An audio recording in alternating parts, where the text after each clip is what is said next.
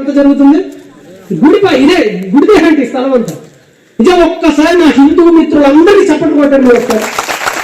Very wonderful my nation to follow the Hinduism. Very nice boys, నిజంగా very wonderful.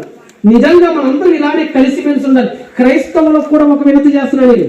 Hindu సోదరులు చాలా మంచోళ్ళు. ఎంత మంచోళ్ళు అంటే ఆ గుడి ప్రాంగణాన్ని మనకిచ్చేవాళ్ళు.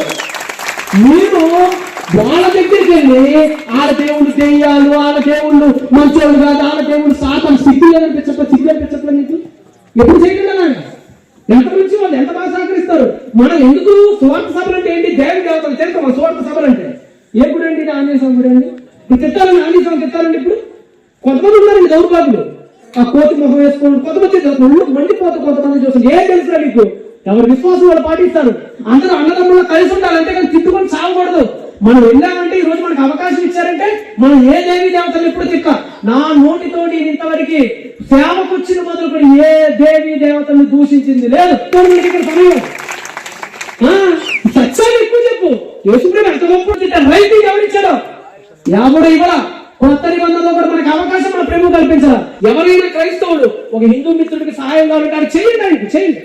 నా చేతులతోనండి నేను ఎంతో మంది బ్రాహ్మణుల స్కూల్ ఫీజులు కట్టానండి. పిల్లలకి తెలుసు, నా చేతులతో కట్టాను. చెప్పు బయటికి సందర్భం వచ్చింది కాబట్టి చెప్తున్నాను. నా మిత్రులు చాలా మంది పూజారులు, నా మిత్రుల సగం పూజారులు వాళ్ళ పిల్లల స్కూల్ ఫీజులో సగం కట్టిన రోజులు ఉన్నాయి నాకు. ఎందుకంటే మనందరం ఒకటే. ఎవరి సంతానం? మనందరం ఒకే దేవుడి సంతానం. ఏదో కొన్ని కారణాల వల్ల విశ్వాసాలు వేరైనవి. నా విశ్వాసాన్ని ప్రకటిస్తా. కన్విన్స్ అయితే వస్తారు, కన్విన్స్ కాకపోతే రారు.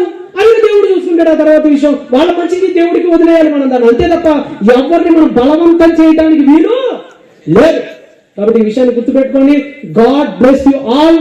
Close your eyes and let pray. పరిశుద్ధుడ ప్రేమ నమ్మకం